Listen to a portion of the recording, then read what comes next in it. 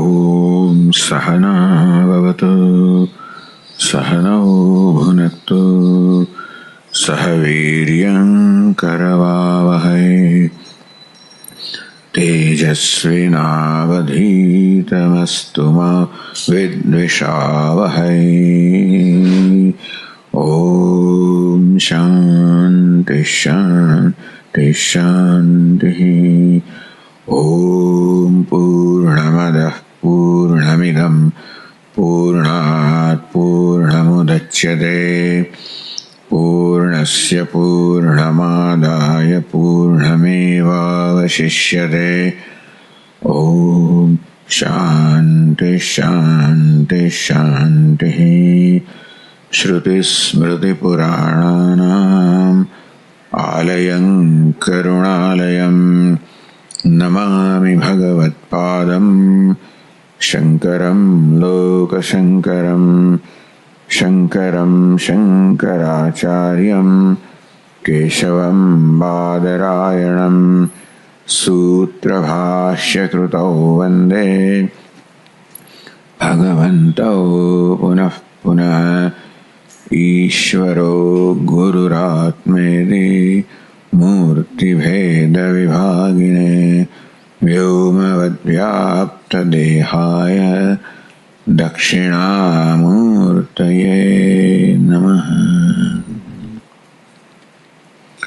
कटाक्षकिरणाचान्त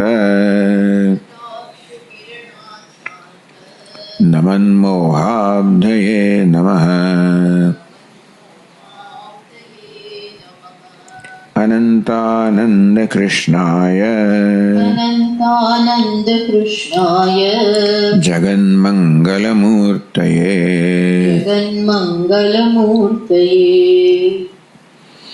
परोक्षता परिच्छेद शावल्यापोह निर्मलम् तदसीति गिरालक्ष्यम् अहमेकरसं महः।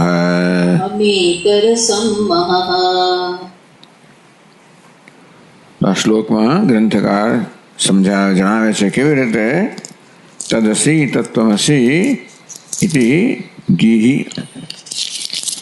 આ વાક્ય છે, મહાવાક્ય છે. તો આ વાક્ય વડે ગીરા અર્થાત આ વાક્યના અર્થના જ્ઞાનથી અહમ એક રસમ લક્ષ્યમ એટલે આ ગીરા એટલે કે આ વાક્ય વડે લક્ષ્ય છે એ લક્ષ્યાર્થ છે એ કેવો છે? અહમ એક રસમ મહ, હું એક રસ મહ છું, તેજ છું. કેવી રીતે? તો અનેક રસ હોય એવો ભાસ થતો હતો. ત્વમ એ બે ભિન્ન ભિન્ન રસના હોય એવું અત્યાર સુધી મારો ભ્રમ હતો. એ બે ભિન્ન ભિન્ન રસના હોવાને કારણે બંનેનું ભિન્ન ભિન્ન માનતો હતો. જેવો જેનો રસ તો અતત જે છે પરમ બ્રહ્મ છે કેવું હતું? પરોક્ષ હતું. એ પરોક્ષ રસ ધરાવતું હતું, પરોક્ષતાનું સ્વરૂપ ધરાવતું હતું. માર્ગ અન્યત્ર છે, ભિન્ન છે. ભલે સર્વજ્ઞ સર્વશક્તિમાન હોય પણ કેવું છે? પરોક્ષ છે. પરિચ્છેદ આ પ્રત્યેગાત્મા છે, હું એ પરિચ્છેદ એવો રસ ધરાવતો હતો. અર્થાત હું અલ્પ છું, મર્યાદિત છું, સીમિત છું. આને કારણે તત અને ત્વમને ભિન્ન માનવામાં આવતા હતા. કારણ કે આ બેને ભિન્ન રસવાળા માનવામાં આવતા હતા, ભિન્ન સ્વરૂપવાળા માનવામાં આવતા હતા. શેને કારણે હતો? હવે શાબલ્ય, એ તો ઉપાધિમાં અહમભાવને કારણે હતું. એટલે આ મહાવાક્યના દ્વારા ખબર પડી કે આ જે ભેદ હતો એ કેવો હતો? માત્ર સીમિત ભેદ હતો, ભેદનો આભાસ હતો, કોઈ વાસ્તવિક ભેદ ન હતો. તેથી અપોહ આ મહાવાક્યના ઉપદેશના પરિણામે આ ઉપાધિમાંથી જન્મેલો ભેદ છે, જે ભેદનો આભાસ હતો અપોહ્ય, એનો ત્યાગ કરીને, એનો બાદ કરીને, અર્થાત એ તાદાત્મ્યનો ત્યાગ કરીને નિર્મલમ, એ નિર્મળ એક રસમ મહ અહમસ્મી, આ મહાવાક્યનો જે લક્ષ્યાર્થ છે નિર્મળ, આ બધા પ્રકારના અનેક રસતામાંથી મુક્ત, અનેક રસના જે મલિનતા, એ મલિનતાથી મુક્ત એવો એક રસ ચૈતન્ય સ્વરૂપ હું છું. તો ટીકાકાર સમજાવે છે, પરોક્ષતા ચ પરિચ્છેદશ્ચ, આ પરોક્ષતા પરિચ્છેદ સાબલ્યાપોહ નિર્મલમ, એક શબ્દ છે, સમાસ છે. પરોક્ષતા પરિચ્છેદ સાબલ્ય અપોહ નિર્મલમ, 5 શબ્દોનો બનેલો છે સમાસ. તો પરોક્ષતા ચ પરિચ્છેદશ્ચ કર્મધારય સમાસ. જે પરોક્ષતા નહીં, પરોક્ષતા છે પરિચ્છેદશ્ચ દ્વંદ્વ સમાસ. પરોક્ષતા પરિચ્છેદો, પરોક્ષતા અને પરિચ્છેદ. તત્પ્રયોજકમ સાબલ્યમ, પરોક્ષતા અને પરિચ્છેદ બંને છે એનું પ્રયોજકમ, આ પ્રકારનો ભાવ જન્માવનાર, આ પ્રકારનો ખ્યાલ જન્માવનાર, ભ્રમ જન્માવનાર કે બ્રહ્મમાં પરોક્ષતા છે ને પ્રત્યેગાત્મા પરિચ્છેદતા છે, પરિચ્છેદ છે, એ પ્રકારનો ભ્રમ જન્માવનાર તત્પ્રયોજકમ, એનું પ્રયોજક સાબલ્યમ, સાબલ્યમ ચ પરોક્ષતા ચ પરિચ્છેદશ્ચ સાબલ્યમ ચ, આ ત્રણેય વસ્તુ તાની તથોક્તાની પરોક્ષતા પરિચ્છેદ સાબલ્યાની, આ બંને આવો સમાસ બન્યા. પરોક્ષતા અને પરિચ્છેદ અને સાબલ્ય,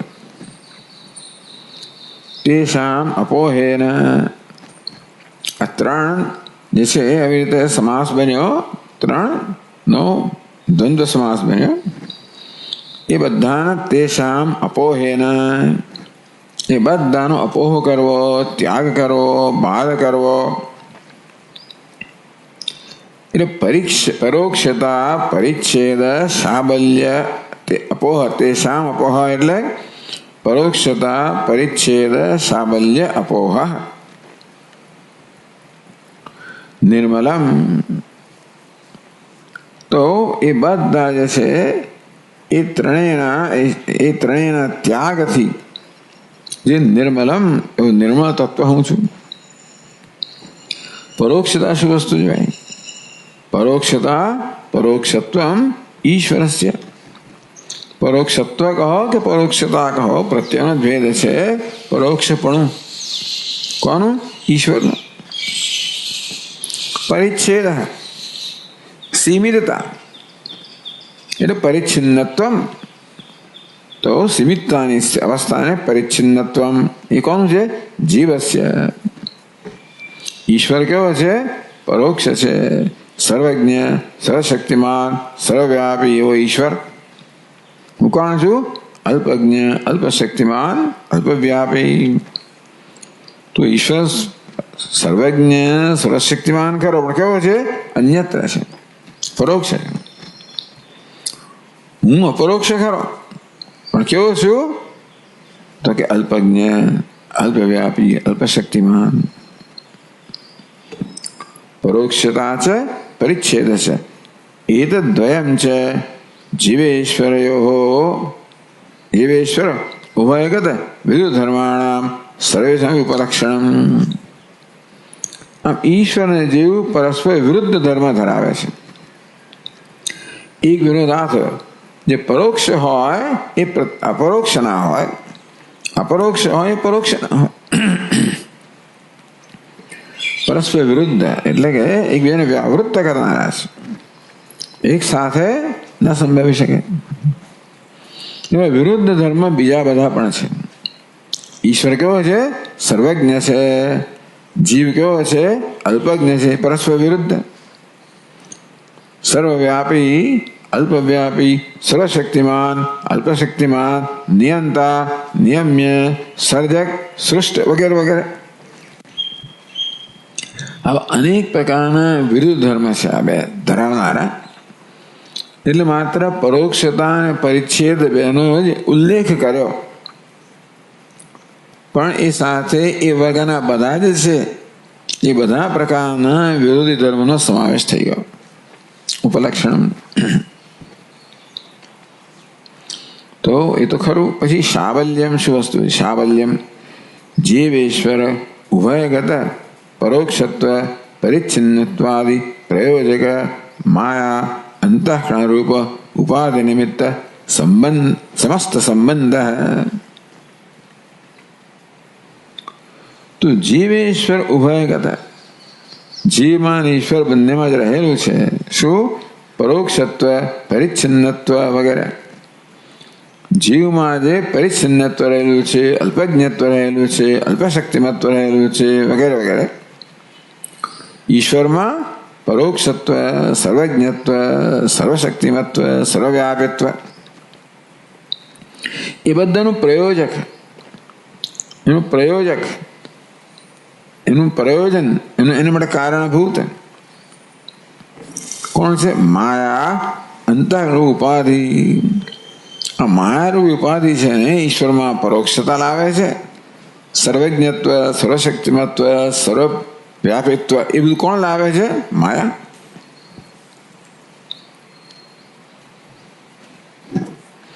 અને આ જે અંતઃકરણ છે એ જીવમાં શું લાવે છે? આ પરોક્ષત્વ ખરો અંતઃકરણમાં કેવું છે? સર્વ અલ્પ છે. અલ્પજ્ઞત્વમ, અલ્પશક્તિમત્વમ, અલ્પવ્યાપિત્વમ. તો ઉભયગત પરોક્ષત્વ પરિચ્છિન્નત્વાદિ પ્રયોજક માયા અંતઃકરણ રૂપ ઉપાધિ. ઉપાધિ છે, વેશ છે. એક જ પરમાત્માના બે વેશ થયા. માયારૂપ વેશ વાળો પરમાત્મા ઈશ્વર કહેવાય અને તે આ બધા ધર્મો ધરાવનારો છે. અને અંતઃકરણ ઉપાધિ ધરાવનાર, વેશ ધરાવનાર પ્રત્યેક આત્મા કહેવાય, જીવ કહેવાય, એ આવા ધર્મ ધરાવનાર છે. અંતઃકરણ ઉપાધિ નિમિત્ત સમસ્ત સંબંધ.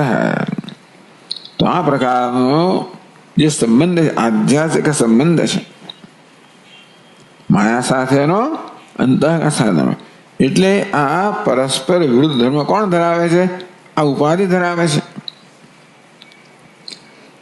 જીવ ઈશ જીવ વેશથી ભેદા.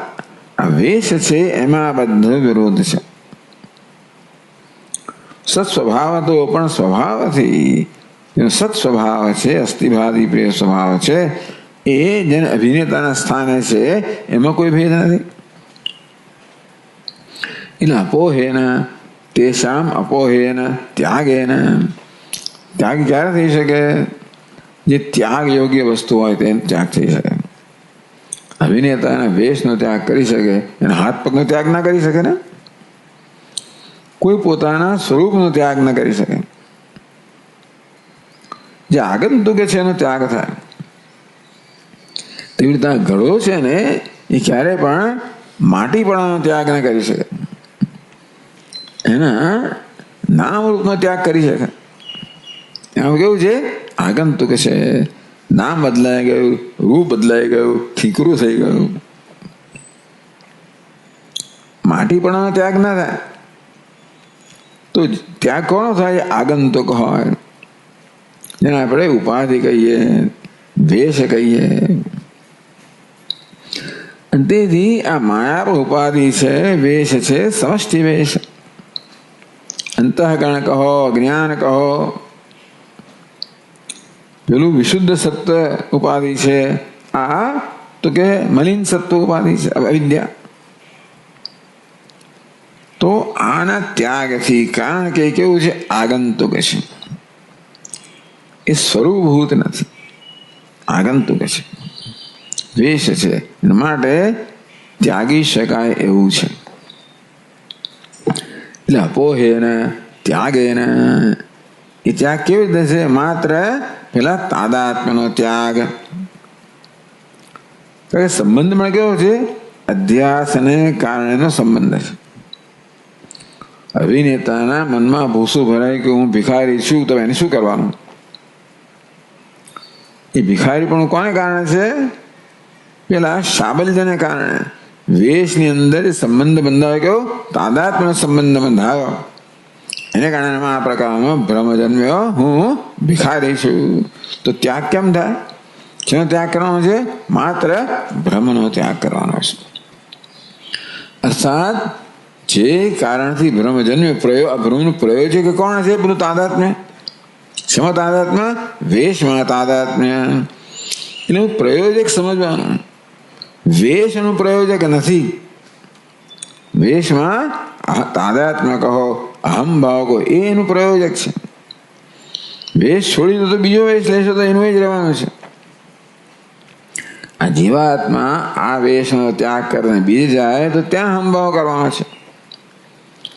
વેશના ત્યાગથી કામ નથી થતું. શેનો ત્યાગ કરવાનો છે? એના અહમભાવનો, તાદાત્મ્યનો ત્યાગ કરવાનો છે. કેવી રીતે? એટલે અપોહેન ત્યાગેન નિર્મલમ શુદ્ધમ. તો જે નિર્મળ રહ્યો, જે શુદ્ધ રહ્યો, કયો રહ્યો? ઐક્ય અવિરોધ ઇત્યર્થ. આ વેશ છે, આગંતુક છે, કેવું હતું? ઐક્યનું વિરોધી હતું. વેશને કારણે એકની અંદર જ બે વિભાગ થઈ ગયા. અવિદ્યાને કારણે એક જ વ્યક્તિમાં બે વિભાગ થયા. દસમો કેવો બની ગયો? સાધક બની ગયો, અને એ વળી પાછો સાધ્ય બની ગયો. દ્વૈત થઈ ગયો.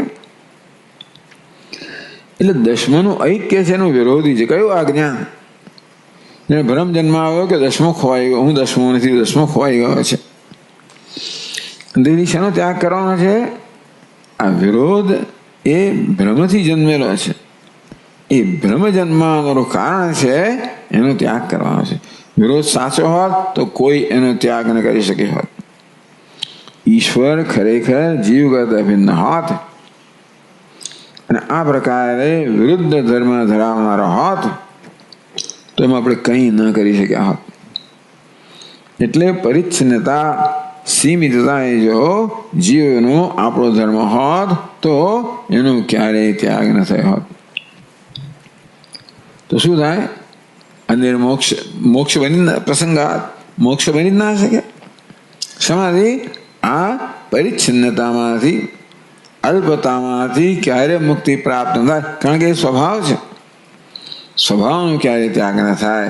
આ ગમે તેવું તૂટફૂટ થાય, પરંતુ એના માટીપણાનો ત્યાગ ન થાય. એ માટીમાં જ ગડબડ હોય તો એ આપણે દૂર ના કરી શકીએ. સ્વભાવમાં જ પરિચ્છેદ હોય, સ્વભાવમાં જ પરોક્ષતા હોય તો કોઈ રીતે ત્યાગ ના થઈ શકે. કેવું છે?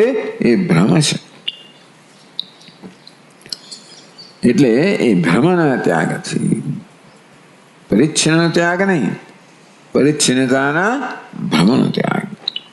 પરોક્ષતાનો ત્યાગ એટલે પરોક્ષતાના, કારણ કે પરોક્ષતાની વસ્તુ નથી. પરિચ્છિન્નતાની વસ્તુ હું જ્યાં માનું છું ત્યાં નથી. ક્યાંક છે કે ક્યાં છે? ઉપાધિમાં પરિચ્છિન્નતા છે. અંતઃકરણમાં નામ રૂપમાં ઉપાધિમાં પરિચ્છિન્નતા છે. તેમ સમષ્ટિ ઉપાધિ એમાં પરોક્ષતા છે. વ્યષ્ટિ ઉપાધિના સંદર્ભમાં સમષ્ટિ ઉપાધિ તે છે, પરોક્ષ છે. ક્યાંક છે ખરી, પરંતુ એને જ્યાં માનવામાં આવે ત્યાં નથી. એનું નામ શું છે? આધ્યાત્મિક સંબંધ. વસ્તુ બીજી જગ્યાએ છે અને એક જગ્યાએ માનવી આપણે સંબંધ ઉભો કર્યો. તો આવી રીતે એકમાં શું થયું? વિભાગ પડી ગયા, બે થઈ ગયા. એટલે એ માત્ર ભ્રમનો ત્યાગ છે. કેવી રીતે? તાદાત્મ્યના ત્યાગથી. કેવી રીતે જાણવાથી કે હું આ નથી? તો આ બધાનો સાક્ષી છે. એ રીતે નિર્મલમ શુદ્ધમ, આ બધા શ્લોકો આવી જ ગયા. કેવી રીતે હું આ ઉપાધિ નથી, આ બધી ચર્ચા આવી જ ગઈ આગળ.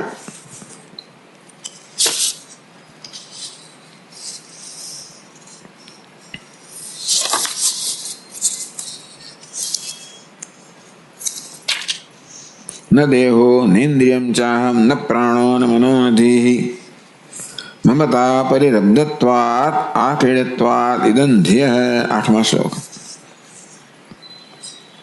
હું શું છે? ન દેહ, હું દેહ નથી, ન ઇન્દ્રિયમ, ઇન્દ્રિય સમૂહ પણ નથી, ન ચાહમ ન પ્રાણ, હું પ્રાણ પણ નથી, ન મન, મન પણ નથી, ન દેહી, બુદ્ધિ પણ નથી. કેમ નથી? તો વિવેક સમજાવ્યો. મમતા પરિરબ્ધત્વાત આક્રીડત્વાત ઇદં ધ્યેય. એક તો આ બધા હું કેમ નથી? આ બધા મારા છે. દેહ તો કે મારો છે, ઇન્દ્રિયો મારી છે, પ્રાણ મારો છે, બુદ્ધિ મારી છે, મન મારું છે. એ કેવા છે? એ મારા બધા જ્ઞાનના વિષય છે. ઇદં ધ્યેય. આમ એ મમતા અને ઇદંતા ધરાવનાર, એમાં અહંતા નથી. આ બંને વસ્તુઓ અહંતાની વિરોધી છે. આત્મા કેવો છે? અહમ છે. આ કેવા છે? અહમ માની લીધા છે ખરા, પણ જ્યારે વિચારને કસોટીએ ચડાવવામાં આવે, હું શું જોઉં છું કે નહીં, તો મમ છે, મારા છે, ઇદમ છે, અહમ નથી. અર્થાત તદ્દન વિરુદ્ધ ધર્મ ધરાવનારા છે. આ પ્રકારે અપોહેન ત્યાગેન, એનો ત્યાગ એટલે એની સાથેના તાદાત્મ્યનો ત્યાગ, એમાં અહમ ભાવનો ત્યાગ. એ કેમ છે? અજ્ઞાનથી છે. ક્યારથી છે? અનાદિકાળથી છે. શા માટે છે? ભગવાન જાણે. અનિર્વચનીય, અનાદિ. એટલે આવું લઈને ભગવાને મોકલ્યા છે આપણને. આ પ્રકારની સમસ્યા લઈને મોકલ્યા છે કે તમે ઉકેલો. અરે ભાઈ, ત્યાં ઊભી કરી, ઉકેલો આપણે છે. એટલે આવી ફરિયાદ લોકોને હોય છે કે આવું શું કામ ભગવાને કર્યું ભાઈ? અને હવે તમે કહો તમે મુક્ત થાઓ, એટલે બંધન કર્યું શું કામ? ભગવાન કે મેં નથી કર્યું. પાછા કે તે કોણે કર્યું? અવિદ્યા. અવિદ્યા કોણે કરે? છે જ. ભગવાનને પણ આવું કરવાનો રસ એટલા માટે કે તો જ એનું જગત સચવાઈ રહે, તો જ આ જન્મ મૃત્યુની પરંપરા તો આ ચાલુ રહે ને, આખું ચક્ર. નહીં ચાલે કેવી રીતે? પણ એ રીતે આ બધા ત્યાગથી નિર્મલમ શુદ્ધમ. કેવું શુદ્ધ? કોને? ઐક્ય અવિરોધી. ઐક્ય શુદ્ધ છે, અને આ કેવું છે? ઐક્યનું અવિરોધી છે. એ તો શુદ્ધ છે. આ દ્વૈત છે ને, પરોક્ષતા એ મલિનતા છે, પરિચ્છેદ પણ મલિનતા છે. તો એ બંનેનો ત્યાગ થાય એટલે શું રહે? એ મલિનતા શું ઉત્પન્ન કરે છે? દ્વૈત ઉત્પન્ન કરે છે, ભેદભાવ જન્માવે છે. તેથી આ બંને જાય એટલે ઐક્ય સ્થાપિત થાય. એટલે કેવું છે? નિર્મળ છે, મળનું વિરોધી. એવું કહે. એટલે ઐક્યનું નહીં, ઐક્યનું અવિરોધી. શુદ્ધમ, શુદ્ધિનું અવિરોધી.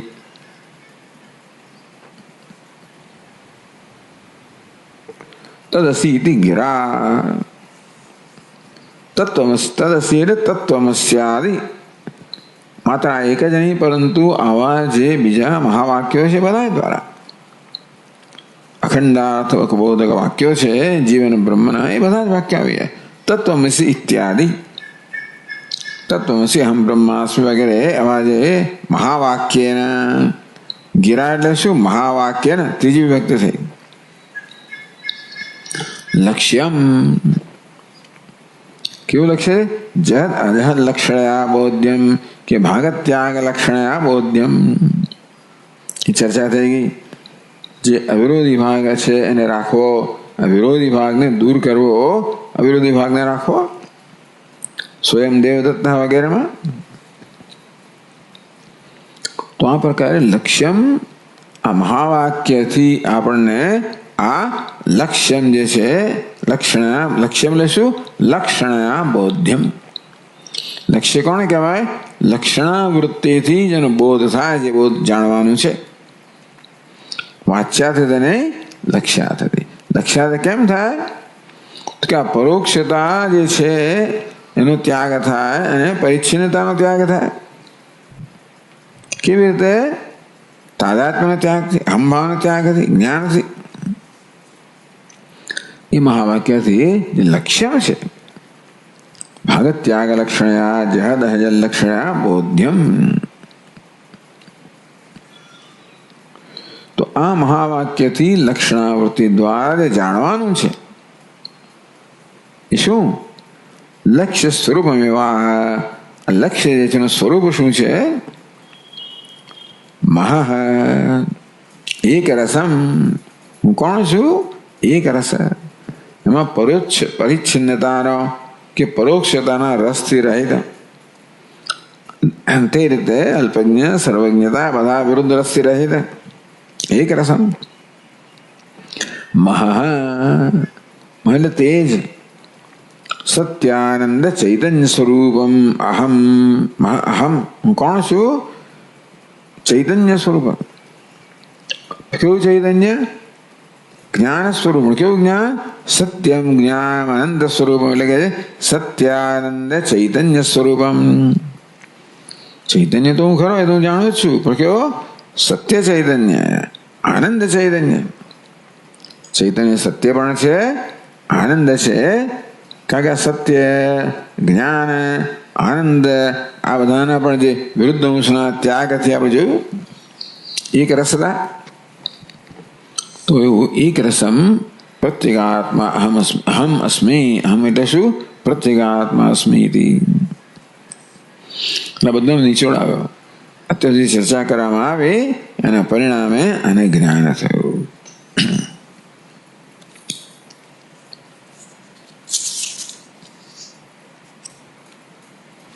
તો ટીકાકાર કહે છે અત્રાપી અનુગ્રાહક યુક્તિ પૂર્વ દ્રષ્ટવ્યા. શું યુક્તિ છે? અનુગ્રાહક. આ મહાવાક્યના અર્થને અનુકૂળ બનાવનાર, અર્થના જ્ઞાનને અનુકૂળ બનાવનારી મહાવાક્ય આપણને જે અર્થ પહોંચાડવા માંગે છે, લક્ષ્યાર્થ અનુગ્રાહક, એ અર્થને સમજવાની અનુકૂળતા જન્માવનારી.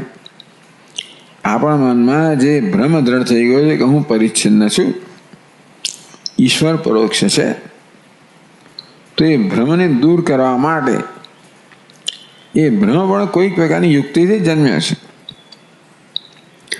અથવા યુક્તિના અભાવથી જન્મ્યો છે એમ કહેવાય. કોઈ વિચાર કરવામાં આવ્યો નથી કે આ મારો જે આવો ખ્યાલ છે કે મારો આ પ્રકારનો નિર્ણય છે કે નિષ્કર્ષ છે, કન્ક્લુઝન, કે હું પરિચ્છિન્ન છું, એ ખ્યાલને ક્યારે પણ યુક્તિની કે વિચારની કસોટીએ ચઢાવવામાં આવ્યો નથી. મેં માની લીધેલું છે કે ઈશ્વર તો પરોક્ષ જ છે, સર્વજ્ઞ સર્વશક્તિમાન પરોક્ષ છે. હું પરોક્ષ છું પણ કેવો છું? સર્વદ અલ્પ છું. એટલે આ ખ્યાલોને કે આ નિર્ણયોને ક્યારેય પડકારવામાં આવ્યા જ નથી.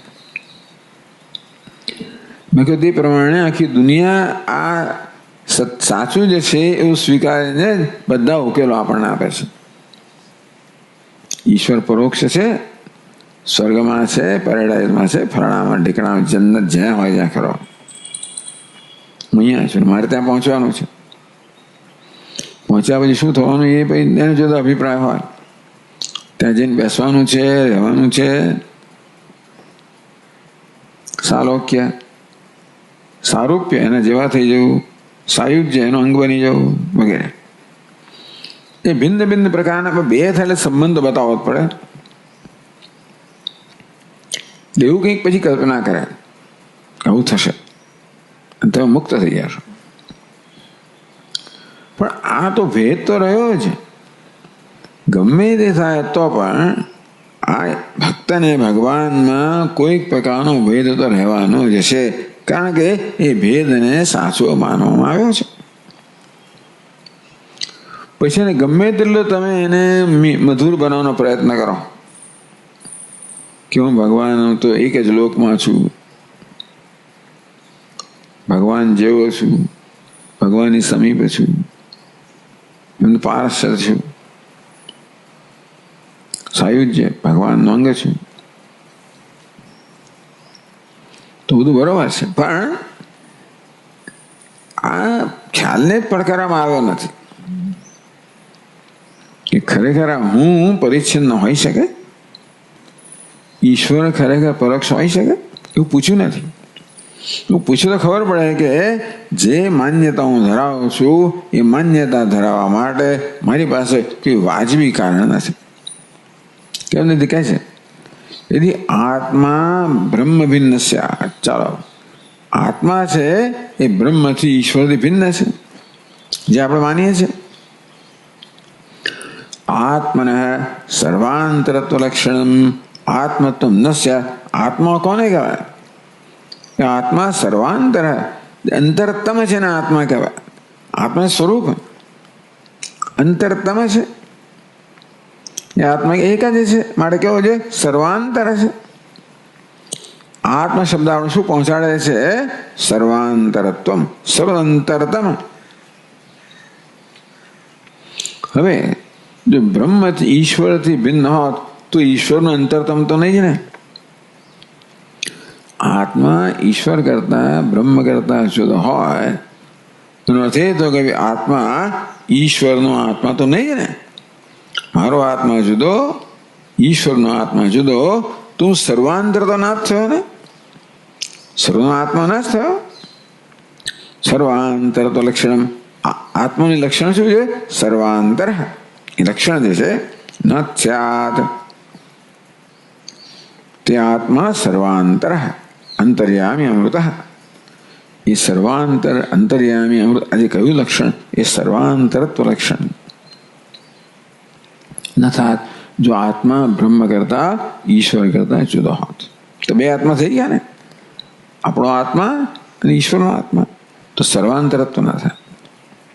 એવમ બ્રહ્માપી યદિ આત્મભિન્નમ સ્યાत्, તે રીતે બ્રહ્મ પણ ઈશ્વર પણ આત્મા કરતા ભિન્ન હોત તો નિર્દિશ મહત્વ લક્ષણમ બ્રહ્મત્વમ બ્રહ્મણો ન સ્યાत्. બ્રહ્મ કોને કહેવાય? બૃહત્વાદ બ્રહ્મ. જે વૃદ્ધ, જે વૃદ્ધિ પામેલું છે, જે વિસ્તરેલું છે, મહાન છે. કેવું મહાન? તો કે કોઈ પ્રકારના નિસંકોચ મહાનતા ધરાવનારું. આ મહાન શબ્દની અંદર કોઈ વિશેષણ ન લગાડીએ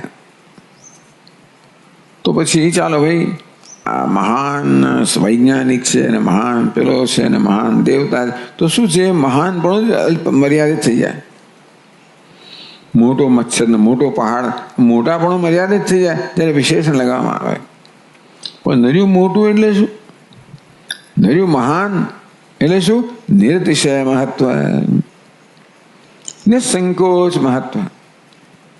એટલે બ્રહ્મ કોને કહેવાય? નિર્તિશય મહત્વ ધરાવનાર, નિસંકોચ મહત્વ ધરાવનાર. મહાનતા કેવી છે? એ નિસંકોચ, નિર્તિશય, બિનશરતી.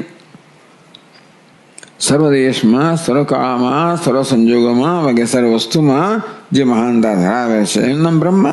એટલે બ્રહ્મ શબ્દનો અર્થ જ એવો થાય. આત્મા શબ્દનો અર્થ સર્વાંતર્યામી, અંતરતમ થાય, અને બ્રહ્મ શબ્દનો અર્થ જ મહાન થાય. કેવો મહાન? નિસંકોચ મહાન. હવે જો એ બ્રહ્મ છે એ આત્મા ન હોય તો આત્મા તો ખૂટે ને એનામાં. એટલું તો ઓછું થયું ને બ્રહ્મમાં કે આ નથી. હવે બધા આત્માને જુદા કરતા જાઓ તો બ્રહ્મ રહે શું બિચારામાં? ઈશ્વરને શું રહે? ચાલો એ તો કોઈ વિચારતું જ નથી. હું જુદો છું, તું તો પેલો જુદો, બધું જુદું છે, રહ્યું છે એની પાસે. નિર્તિશય મહત્વ લક્ષણ બ્રહ્મત્વ ન સ્યાत् બ્રહ્મણ. તો બ્રહ્મનું બ્રહ્મત્વ જ ના રહે. બ્રહ્મત્વ કોને કહેવાય? નિર્તિશય મહત્વમ બ્રહ્મત્વમ. નિસંકોચ મહાનતા છે, નિર્બંધ મહાનતા છે એને બ્રહ્મ કહેવાય. તો બ્રહ્મમાં બ્રહ્મપણું ન રહે જો બ્રહ્મ આત્મા કરતા ભિન્ન હોત. તેમ આત્મામાં આત્મા પણ ન રહે જો આત્મા બ્રહ્મ કરતા ભિન્ન હોત. ઇદમપી તૈ એવ ઉક્તમ, આ પણ તૈ સર્વજ્ઞાત મુનિભિ, એમણે કહેલું છે ક્યાં? સંક્ષેપ શારીરકમાં. કયા શ્લોકમાં? 162માં શ્લોકમાં.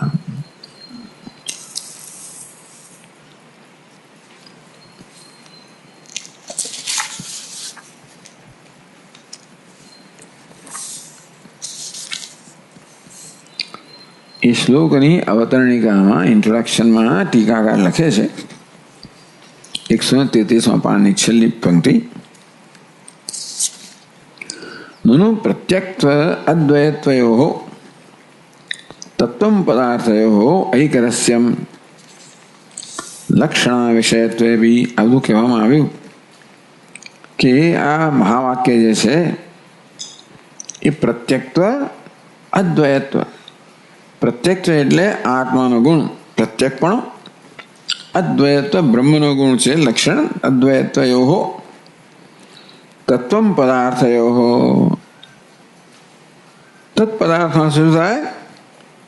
અદ્વયત્વ. શેનો અર્થ છે? તત્પદાર્થનો અર્થ. ત્વમ પદાર્થ 133 પાના બાદ છેલ્લી પંક્તિ. સારું. તો તત્વમ પદાર્થયોઃ, તત્વમ પદાર્થનો અર્થ શું થાય? પ્રત્યક્ષપણો. તત્પદાર્થ શું થાય? અદ્વિતીયપણો. ઐકરસ્યમ લક્ષણા વિષયત્વે બી. તો તત્પદનો જે અર્થ થાય એ લક્ષણાવૃત્તિથી, ત્વમ પદનો જે અર્થ થાય લક્ષણાવૃત્તિથી એક જ છે. એ ઐકરસ્ય છે એ વિષયત્વે ટૂંકમાં એવી જાતની દલીલ કરવામાં આવી કે ભાઈ તદપદનું લક્ષ્યાર્થ છે એ જ ત્વમ પદનું લક્ષ્યાર્થ છે. લક્ષ્યાર્થમાં કોઈ પ્રકારનો ભેદ નથી. ત્યાં શું છે? ઐકરસ્ય છે. એટલે આ પ્રકારે પૂર્વાર્કાર કહેવામાં આવ્યું કે ભાઈ લક્ષણાવૃત્તિથી આ બંને શબ્દનો એક જ થાય તો પણ ન ઉપપદ્યતે, એ તર્કયુક્ત નથી. લક્ષ્યાર્થ એક જ હોય એ તર્કયુક્ત નથી. કેમ નથી? પ્રતિયોગી ભેદેન મિથો ભેદ પ્રતીતે. પ્રતિયોગી એ પ્રત્યેક શબ્દ જે છે અદ્વૈત પ્રત્યેકત્વ. પ્રત્યેકત્વ શું કરે છે? પરાક્ત્વનો વિરોધ કરે છે. પ્રત્યેકત્વ આંતરિકપણું, અંતરતાપણું, પરાક્ત્વ બાહ્યપણું. તો પ્રતિયોગી આ પ્રત્યેકત્વ છે પરાક્ત્વનું પ્રતિયોગી છે. એટલે પ્રત્યેકત્વમાં પરાક્તત્વનો બાદ થાય છે અને અદ્વિતીયત્વમાં દ્વૈતનો બાદ થાય છે. એ તો જુદા હતા ખરા જ ને. પરાક્ત્વ એક વસ્તુ છે અને દ્વિતીયત્વ બીજી વસ્તુ છે. એટલે જેનો બાદ થાય છે ને એ બે વસ્તુ જુદી જુદી ખરી ને. આપણે આગળ કહી ગયા સત્ય શું કરે છે? અનૃતનું વિરોધી છે. જ્ઞાન શું છે? અચેતનતાનો વિરોધી છે. આનંદ શું છે? પરિચ્છિન્નતાનો વિરોધી છે. આમ એ જેનું વિરોધી છે એ તો જુદા જુદા છે ને. એ હોવાને કારણે એમનો લક્ષ્યાર્થ એક કેમ હોય છે? કંઈક તો ફેર હોવો જ જોઈએ ને. અર્થાત સત્ય એટલે અનૃત વિરોધી પણ એક છે, અચેતન વિરોધ જળ વિરોધી પણ બીજું છે. તે તો જુદું છે ને. જળ વિરોધી એક વસ્તુ છે, અનૃત વિરોધી બીજી વસ્તુ છે, પરિચ્છેદ વિરોધી ત્રીજી વસ્તુ છે. એ લક્ષ્યાર્થ કેવી રીતે એક હોય? તમે કહો છો કે જે અનૃતનો વિરોધી છે, સત્ય શબ્દ શું કહે? લક્ષણાવૃત્તિથી અનૃતનો વિરોધી. જ્ઞાન શબ્દ લક્ષણાવૃત્તિ શું કહે છે? જળ વિરોધી. આનંદ શબ્દ લક્ષણ શું કહે છે? પરિચ્છેદ વિરોધી. એ ત્રણ એક કેમ? તમે કહો છો કે ત્રણ એક જ છે, કેવી રીતે હોઈ શકે? કે આનું વિરોધી છે તો એક પ્રકારનું હોય, જડતાનો વિરોધ એક પ્રકારનું હોય, મિથ્યાનો વિરોધ બીજા પ્રકારનું હોય, પરિચ્છેદનો વિરોધ ત્રીજા પ્રકારનું હોય. તો એ વિરોધી ત્રણ, જેનો વિરોધી એ ત્રણ જુદા જુદા હોય તો જે અવિરોધી છે તો જુદા ભાઈ હોવું જ જોઈએ ને. કહે છે કે પ્રતિયોગી ભેદે મિથો ભેદ પ્રતીતે. અહીંયા બે શબ્દ લીધા. એ તત્વમસી મહાવાક્યની વાત છે. પછી સત્યમ જ્ઞાન અત્યારે તત્વમસી મહાવાક્ય વાત છે. આ પાછા ગયા આપણે ચર્ચામાં. તત્પદ છે ને ત્વમ પદ છે. આ તત્ છે એ શું છે? અદ્વિતીય છે, દ્વૈતનું વિરોધી છે. ત્વમ છે કેવું છે? પ્રત્યેગાત્મા છે, પરાક્ત્વનો વિરોધી છે. પરાક્ત્વ બાહ્ય પણ એક છે અને દ્વિતીય પણ બીજું છે. આ બે જુદા જુદા છે ને, તમને વિરોધી જુદા જ હોવા જોઈએ ને. તો બે જ્યારે જેનો બાદ થાય છે એ વસ્તુઓ ભિન્ન ભિન્ન હોય તો પછી એ બાદ થયા પછી જે છે એ પણ કંઈ જુદું તો હોવું જ જોઈએ ને. તે લક્ષ્યાર્થ એક કેવી રીતે હોય? દ્વૈત વિરોધી અને બાહ્યતા વિરોધી એક જ કેવી રીતે હોય છે? કારણ દ્વૈત એક વસ્તુ છે, બાહ્યતા બીજી વસ્તુ છે. એ બે જે અમને જુદા લાગે છે. દ્વૈત એક વસ્તુ લાગે છે અને બાહ્યતા બીજી વસ્તુ લાગે છે. એ જુદા હોવાને કારણે એમના બાદથી જે રહ્યું એ પણ એમાં જુદાઈ હોવી જ જોઈએ. એટલે પ્રતિયોગી ભેદે મિથો ભેદ પ્રતિપત્તિ, જેનો બાદ થયો એ પરાક્ત્વમ બાહ્યતા અને દ્વૈતમ એ તો જુદા જુદા છે ને. તેથી એના બાદથી જે આવે એ પણ જુદું હોવું જોઈએ. આ જુદાઈનું કંઈ એની અસર એ લક્ષણાવૃત્તિ પર થવી જોઈએ. અને તેથી લક્ષ્યાર્થ છે એમાં પણ આવો રસ જુદા જુદા રસ હોવા જોઈએ. અને તેથી ત્યાં આગળ પણ આવી ઐક્ય જે છે એ સંભવિત નથી. ટૂંકમાં પરાગ વિરોધી જે છે એ દ્વૈત વિરોધી કરતા જુદું કંઈ હોવું જોઈએ. નહીં તો તમે બહેનો જુદાઈ કેમ કરી? બહેનો બાદ શું કામ કર્યા? અન્યથા અન્યતરસ્ય વૈયર્થ્યાત. ટૂંકમાં પરાક્ત્વ કે બાહ્યતા વિરોધી અને દ્વૈત વિરોધી એક જ હોય તો બે કહેવાની જરૂર શું છે ભાઈ? એક જ શબ્દ ચાલી હોત ને. અન્યથા અન્યતરસ્ય વૈયર્થ્યાત, તો બેમાંથી એક શબ્દનો પછી વ્યર્થ જાય ને. ટૂંકમાં અદ્વૈતનો અર્થ પણ પ્રત્યેગાત્મા થતો હોય. પ્રત્યેગાત્મા થાય એટલે તો જે દ્વૈત વિરોધી છે એ બાહ્ય વિરોધી હોત તો બેની જરૂર શું હતી? બે શબ્દોનો પ્રયોગ કરે છે. પ્રત્યેક શબ્દની પ્રવૃત્તિ ભિન્ન ભિન્ન છે. એ દરેક જુદી વસ્તુનો બાદ કરે છે. માટે એ બાદ કર્યા પછી જે તત્વ છે એ પણ જેમાં જુદાઈ હોવી જ જોઈએ. ઈશદપી કંઈક તો ભેદ તમારે સ્વીકારવો પડે. જરાક તો ભેદ સ્વીકારવો જ પડે.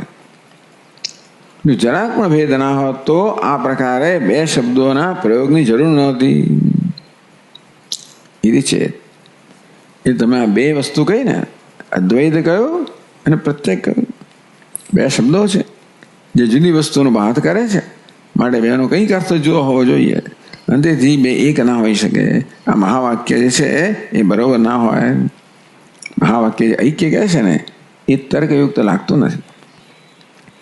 એથી છે જ આ પ્રકારનું તમને શંકા હોય. આ પ્રકારે ન ઇતિહાસ હતું કે નહીં, આ પ્રકારે બે શબ્દોનો પ્રયોગ થયો. કયા બે શબ્દ? તત અને ત્વમ. અદ્વૈત અને પ્રત્યેક. દ્વૈત વિરોધી અને પરાગ વિરોધી. એવી જાતનો આપણે ભેદ ભાસતો જણાય છે પરંતુ કોઈ ભેદ નથી. એટલે પછી 162માં શું કહ્યું?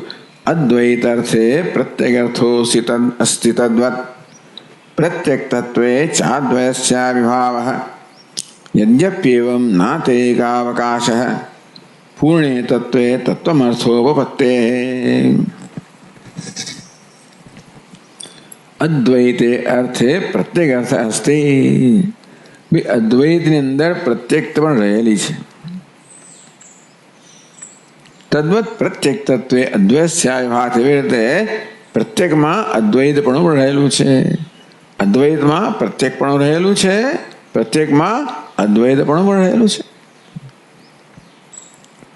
એ ખરું કે પ્રત્યેક છે પરાગનો વિરોધી છે અને અદ્વૈત દ્વૈતનો વિરોધ છે. એ જેના વિરોધી છે એ જુદા છે.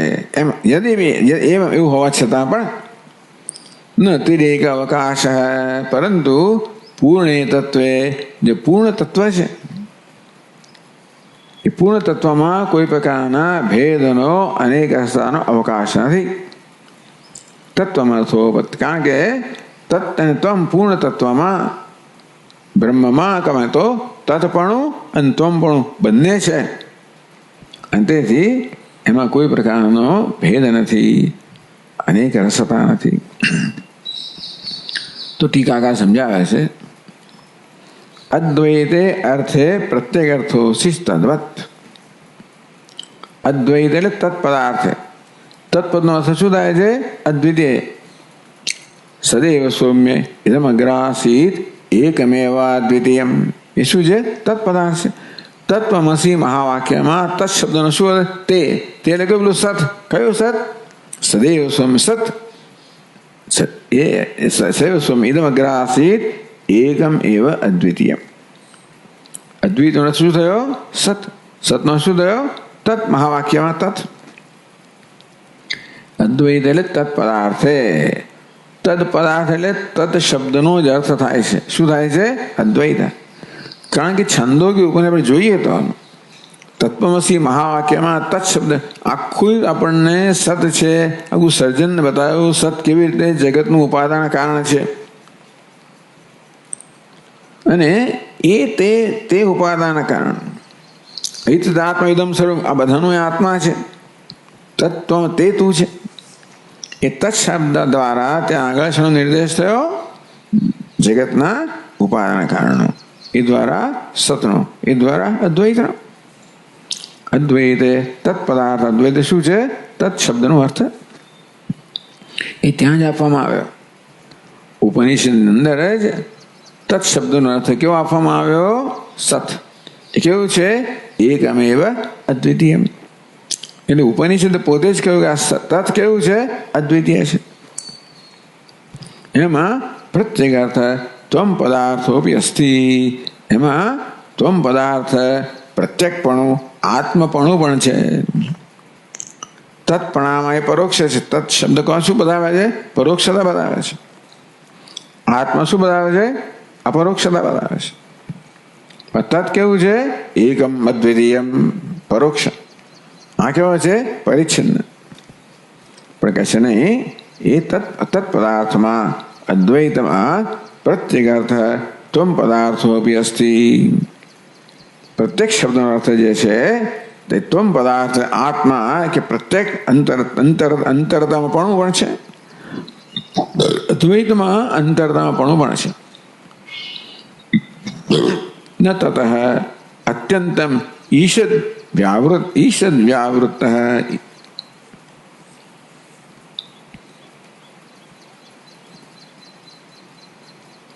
ટૂંકમાં કોઈ જરા પણ ભેદ નથી.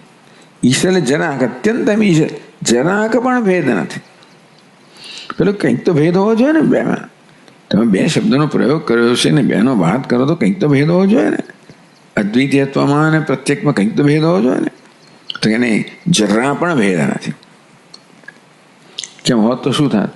તથા સતી. તથા સત એટલે શું? ભેદે સતી. આ બેમાં ભેદ હોત તો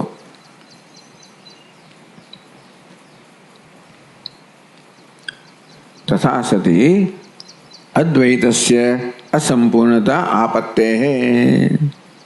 તો અદ્વૈત છે ને કેવું થઈ જાય? અસંપૂર્ણ થઈ જાય. પરમ બ્રહ્મ કેવું છે? પૂર્ણ છે. એટલે પૂર્ણ તત્વ કહ્યું. એટલે એ પ્રકારે કહે છે અદ્વૈતસ્ય અપૂર્ણતા આપત્તે. અદ્વૈત કેવું થાય? અપૂર્ણતા પ્રાપ્ત કરી દે. કેમ ભાઈ? સમજાવશે. કારણ કે અદ્વૈત કોને કહેવાય? જેમાં દ્વૈત નથી, ભેદભાવ નથી. તમે કહો ભાઈ પ્રત્યેક આત્મા અદ્વૈત કરતા બ્રહ્મ કરતા જુદું છે, એનો અર્થ તો કે પ્રત્યેકપણું નથી, કશુંક નથી. અદ્વૈતમાં પ્રત્યેકપણું ના હોય તો કશુંક એમાં એટલી ખામી તો થઈ ગઈ ને. અદ્વૈતમાં પ્રત્યેકપણું નથી એટલે અદ્વૈત એટલી ખામી ધરાવે. કેવી ખામી ધરાવે છે? પ્રત્યેકપણાનો અભાવ ધરાવે છે. તો પૂર્ણ કેમ કહેવાય? એટલે પૂર્ણ કોને કહેવાય? જેમાં કોઈ ખામી ના હોય, કોઈ અલ્પતા ના હોય. શું બધાનો સમાવેશ હોય તો ને પૂર્ણ કોને કહેવાય? જે બધાનો સમાવેશ કરતું હોય, કશું એનાથી બહાર ના હોય, તો જ પૂર્ણ કહેવાય.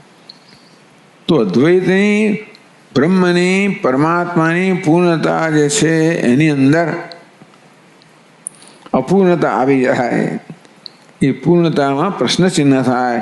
એ કે ભાઈ પ્રત્યેકપણું મારા ભગવાન કે મારો પ્રત્યેકપણું નથી ભાઈ, એ જો તો બીજે જાઓ. પ્રત્યેકપણું જોઈતું હોય તો ભગવાન કે મારામાં નથી, કારણ કે એ જુદું છે. અને તો ભગવાન પછી અપૂર્ણ થઈ ગયા ને. એટલે ભગવાનમાં અર્થાત બ્રહ્મમાં, તત્પદમાં, અદ્વૈતમાં પ્રત્યેકપણું ના હોય તો પૂર્ણ ના રહે. એટલે કહે છે કે તથા સતી અદ્વૈત છે અસંપૂર્ણતા. અદ્વૈત કહેવાય કહેવાતું પણ પૂર્ણ ના કહેવાય. તદ્વત પ્રત્યક્ષત્વે છે અદ્વયસ્ય આવિર્ભાવ. તદ્વત તે રીતે, એવમેવ એ જ રીતે, ઇન ધ સેમ મેનર, એવમેવ એ જ રીતે પ્રત્યક્ષત્વે ચ અદ્વયસ્ય ભાવ. આ પ્રત્યક્ષતામાં, અંતરતમતામાં અદ્વૈત હોવું જ જોઈએ. કે જે અભેદ ને અહીંયા છે ને આ ચોપડીમાં અવગ્રહ ચિહ્ન છે ને એ ત્રીજી પંક્તિમાં તથા સતી અદ્વૈતસ્ય અસંપૂર્ણતા આપત્તે, તે એક અવગ્રહ ચિહ્ન છે. જેવડ્યું બહુ સારું. થોડા એ જ કહું છું ને, એ અવગ્રહ છે ત્યાં ના હોવું જોઈએ, નીચેની લાઈનમાં હોવું જોઈએ, નીચેની પંક્તિમાં. ભેદે ને છે ને એની પહેલા અવગ્રહ ચિહ્ન હોવું જોઈએ. અવગ્રહ ચિહ્ન છે ને એ જુદી જગ્યાએ છે. તે શું થયું? તદ્વત એવમેવ પ્રત્યક્ષત્વે ચ અદ્વયસ્ય ભાવ અભેદેન અવસ્થાનમ. અદ્વયસ્ય ભાવ એટલે અદ્વયનો ભાવ, અદ્વયની સ્થિતિ. અદ્વિતીય સ્થિતિ એટલે શું કહેવાય? અભેદ. અદ્વિતીય કોને કહેવાય? તો કે જ્યાં દ્વૈત નથી, ભેદ નથી, અન્યોન્ય ભાવને ભેદ કહેવાય. આ ઘડામાં છે ને ઘડાપણું છે, વસ્ત્રપણું નથી. વસ્ત્રમાં વસ્ત્રપણું છે, ઘડાપણું નથી. મને કહેવાય છે પરસ્પર ભિન્ન છે, જુદા જુદા છે. તેવી રીતે પ્રત્યેગાત્મામાં અદ્વૈતપણું ના હોય અને અદ્વૈતમાં પ્રત્યેગાત્માપણું ના હોય તો શું થઈ ગયા? ભિન્ન થઈ ગયા, ભેદ થઈ ગયો, દ્વૈત થઈ ગયો. તો પ્રત્યેક તત્વે અદ્વૈતસ્ય ભાવ એટલે અભેદન અવસ્થાન. તો એ રીતે પ્રત્યેકત્વમાં પણ અભેદ રહેલો જ હોવો જોઈએ. અદ્વૈતસ્ય ભાવ એટલે અદ્વયની સ્થિતિ, અભેદની સ્થિતિ, અભેદતા હોવી જોઈએ.